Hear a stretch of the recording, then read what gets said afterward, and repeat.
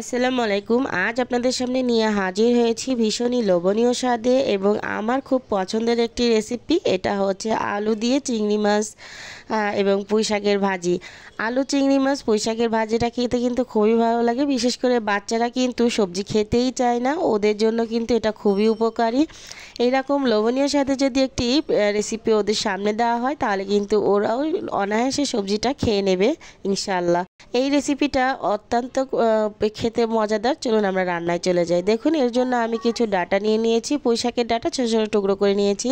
আলুটাকে এখানে কিউব করে কেটে নিয়েছি ছোটো ছোটো টুকরো করে। আর কিছু পুঁই শাক আমি এখানে কেটে রেখেছি ছোটো ছোটো টুকরো করে। আমি এটা সবগুলোকে ধুয়ে পরিষ্কার করে রেখেছি। এটা রান্নায় চলে যাব।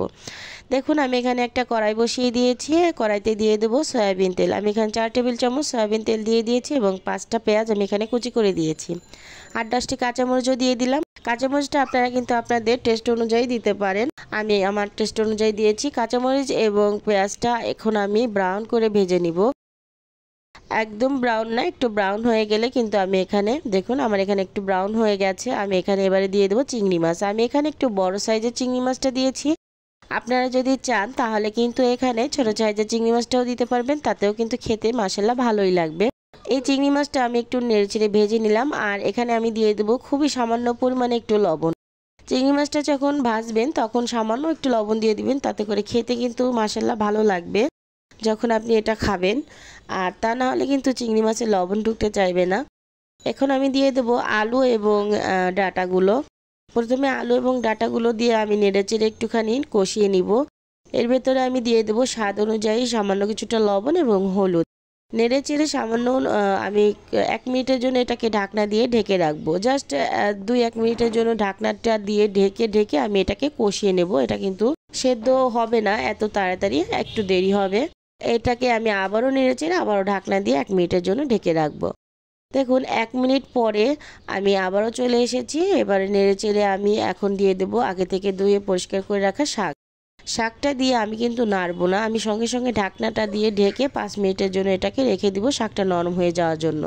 শাকটা নরম হয়ে গেছে এবং শাক থেকে প্রচুর পরিমাণে কিন্তু পানিও ছেড়েছে। আমি কিন্তু এই শাকটা সেদ্ধ করার জন্য এক্সট্রা কোনো পানি দেবো না। এই যে শাক থেকে যে পানিটা বের হয়েছে এই পানিটা দিয়েই কিন্তু আমি শাকটা সেদ্ধ করব। অবশ্যই এই পানিটা দিয়ে শাকটা সেদ্ধ করবেন, তাহলে খেতে কিন্তু অসম্ভব মজা লাগে, ভালো লাগে, টেস্টটাও ভালো আসে। আমি কিন্তু এ পর্যায়ে আর ঢাকনা দিব না, কারণ ঢাকনা দিলে শাকের কালারটা ফ্যাকাশে হয়ে যেতে পারে। আমি ঢাকনা ছাড়াই এটাকে রান্না করব।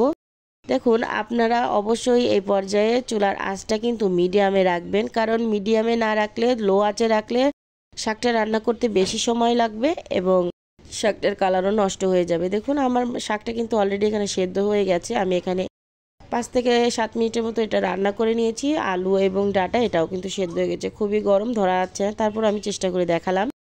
এখন যে পানিটা আছে, যেহেতু এগুলো সেদ্ধ হয়ে গেছে, পানিটা কিন্তু আমার শুকিয়ে নিতে হবে।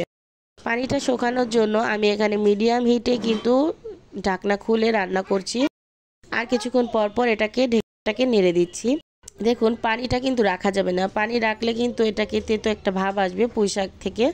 পানিটা পুরোটা শুকিয়ে তেলটা উপরে ভেসে উঠবে, তখন কিন্তু বুঝতে হবে আপনার ভাজিটা হয়ে গেছে। দেখুন আমার এই পর্যায়ে কিন্তু পুরো পানিটাই শুকিয়ে গেছে, তেল ভেসে উঠেছে। আমার ভাজিটা কিন্তু এখানে হয়ে গেছে। আমি লবণটাও টেস্ট করে নিয়েছি, আপনারা আপনাদের পছন্দ মতো লবণটা টেস্ট করে নেবেন। দেখুন আমি কিন্তু সার্ভে চলে এসেছি।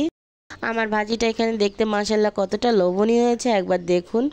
এটা দেখতে যতটা লোভনীয় হয়েছে, খেতে কিন্তু আলহামদুলিল্লাহ অনেক অনেক মজা হয়েছে। আপনারা অবশ্যই এই রকম একটি রেসিপি বাচ্চাদের সামনে রান্না করে দিবেন, দেখবেন ওরা অনায়াসে সবজিটা খেয়ে নিবে। আর এটা কিন্তু শুধু বাচ্চা না, বাচ্চা থেকে বয়স্ক বাসায় যারাই আছে সবাই খুবই পছন্দ করবে এই রেসিপিটা। অবশ্যই একদিন বাসায় ট্রাই করবেন।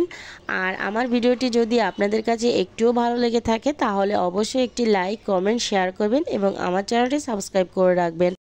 অবশ্যই বেল আইকনটি বাজিয়ে দিবেন, যাতে যখন যা ভিডিও ছাড়িয়ে সবার আগে আপনার কাছে নোটিফিকেশনটা চলে যেতে পারে এবং আপনি আমার ভিডিওটি দেখতে পারেন। এই রকম একটি রেসিপি কিন্তু গরম ভাতে খুবই ভালো লাগে। আপনারা অবশ্যই একদিন ট্রাই করবেন। আসসালামু আলাইকুম।